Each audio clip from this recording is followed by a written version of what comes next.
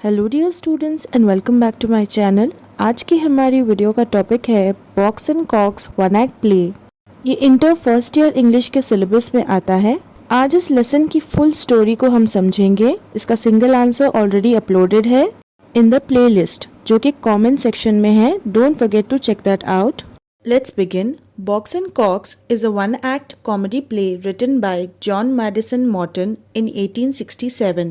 The play is about two men, Mr. Box and Mr. Cox, who unknowingly rent the same room from a dishonest lady, Mrs. Bouncer. So ये story Box and Cox एक one-act play है, यानी कि एक single shot में ही इस सारे play को perform किया जाता है। 10 to 60 minutes का इसका time duration होता है। इसमें कम कास्ट को इस्तेमाल किया जाता है और एक ही लोकेशन पर ये प्ले होता है विदाउट एनी ब्रेक्स। तो ये जो प्ले है वो कॉमेडी है एंड इसे जॉन मैडिसन मॉर्टन ने लिखा है 1867 में। ये प्ले दो आदमियों के बारे में है, एक है मिस्टर बॉक्स और दूसरा है मिस्टर कॉक्स। ये दोनों भी एक कमरा ले लेते हैं रेंट पर मिसेस बाउंसर से अननोइंगली, यानी कि इन्हें पता नहीं है कि दोनों एक ही कमरे में रहते हैं लेकिन अलग अलग वक्त पर। तो मिसेस बाउंसर यहाँ पर एक डिसऑनेस्ट लेडी है, यानी कि वो झूठ बोलती हैं। Box is a hat maker who works at night and needs the room during the day to sleep. Cox is a printer who works during the day and needs the room at night to rest. Play is based on a French one-act play called Frisette, which is a funny drama with three characters. It follows the rules of a one-act play, like having one place and one time. Play is full of humor and also gives a social message. So Mr. Box जो है वो एक hat maker है, यानी कि वो टोपियां बनाते हैं और वो काम करते हैं रात में। तो वो लॉज रूम इस्तेमाल करेंगे दिन के टाइम सोने के लिए। और मिस्टर कॉक्स जो है वो एक प्रिंटर की तरह काम करते हैं दिन के टाइम एंड उन्हें भी कमरे की ज़रूरत है लेकिन रात के वक्त आराम करने के लिए। ये प्ले एक फ्रेंच वन एक्ट प्ले है जिसे हम फ्रिजेट कहते हैं। ये एक फनी ड्रामा है जिसमें 3 कैरेक्टर्स हैं मेन।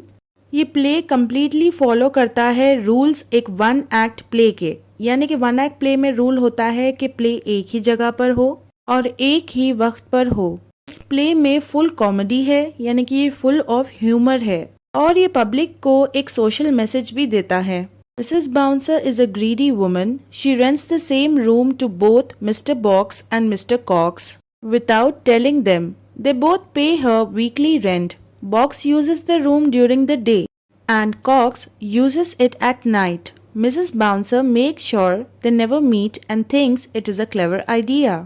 तो मिसेस बाउंसर एक बहुत ही लालची औरत है, यानी कि ग्रीडी वुमन है। वो एक ही रूम 2 लोगों को देती है बिना उन्हें बताए।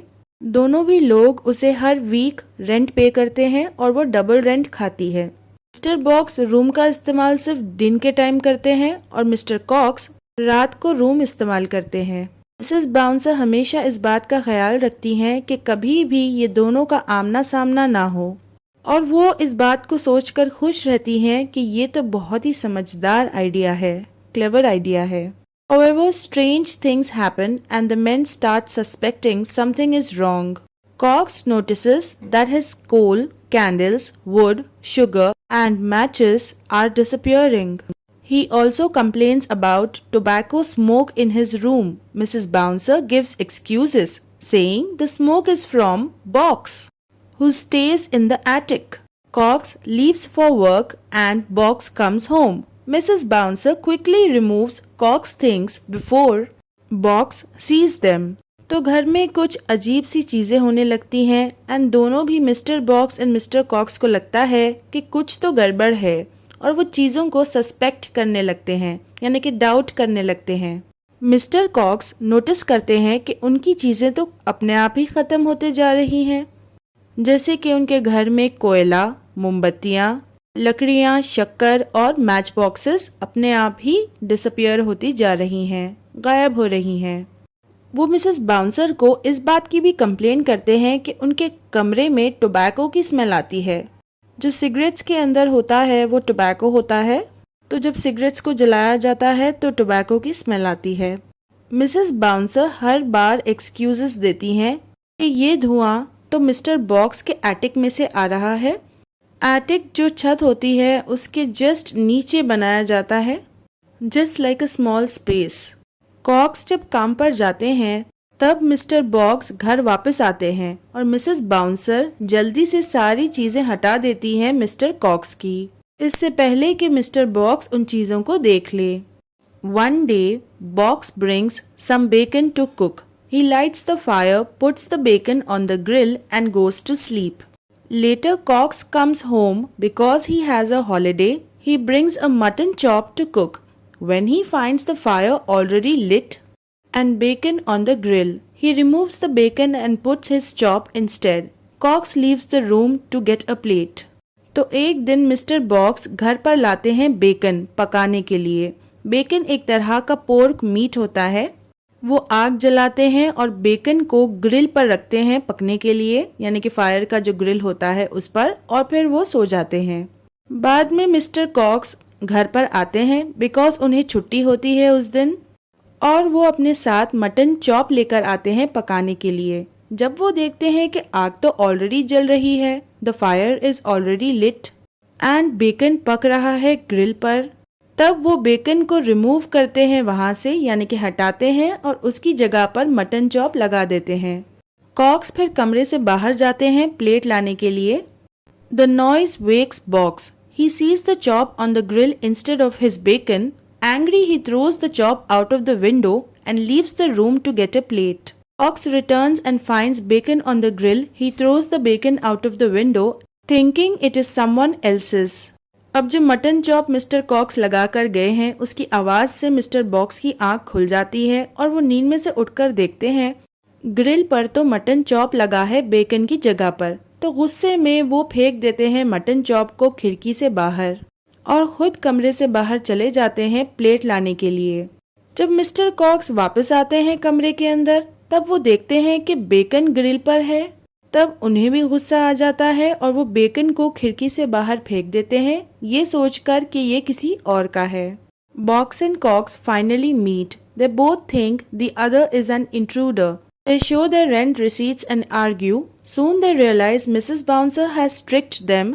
She starts crying and asks for forgiveness. तो finally mister Box and mister Cox की मुलाकात होती है। वो दोनों एक दूसरे को इंट्रूडर समझते हैं, यानी कि एक ऐसा इंसान जो कि बिना परमिशन लिए दूसरे को नुकसान पहुंचाने की नीयत से घर में घुसा है। वो एक दूसरे को अपने रेंट के रिसीट्स दिखाते हैं, यानी कि बिल्स, और बहस करते हैं, आर्ग्यू करते हैं। बहुत जल्द उन्हें रियलाइज हो जाता है कि मिसेस बाउंसर ने उन दोनों को उल्लू बनाया है। She has tricked them. Mrs bouncer अचानक से रोने लगती है और माफी भी मांगती है। Conclusion. Box and Cox expose Mrs. Bouncer's greed and dishonesty. They refuse to pay her any more rent and she returns their money. They decide to stay in the room together and start a hat-making business. Mrs. Bouncer is left alone without any tenants or money. So conclusion कहते हैं end को। So Mr. Box and Mr. Cox ने expose कर दिया था Mrs. Bouncer की लालच को और बेईमानी को, यानी कि उनकी असलियत सामने लेकर आए थे वो दोनों। फिर दोनों ने मना कर दिया और ज्यादा रेंट देने से, और मिसेस बाउंसर को जो अमाउंट उन्होंने लिया था वो उनको रिटर्न करना पड़ा। दोनों भी mister Box and Cox decide करते हैं कि वो एक रूम में रहेंगे और हैट मेकिंग का बिजनेस साथ में शुरू करेंगे। अब मिसेस बाउंसर बिल्कुल ही अकेली हो चुकी हैं। अब ना तो उनके पास कोई किराएदार है, टेनेंट्स है, और ना ही पैसे। इस लेसन का मैसेज यही है कि हमें कभी भी गलत रास्ता इस्तेमाल नहीं करना चाहिए पैसे कमाने के लिए। We must not be greedy. Just hit the bell icon students, ताकि नेक्स्ट इम्पॉर्टेंट वीडियो का नोटिफिकेशन आपको सबसे पहले मिले। And don't forget to check the playlist.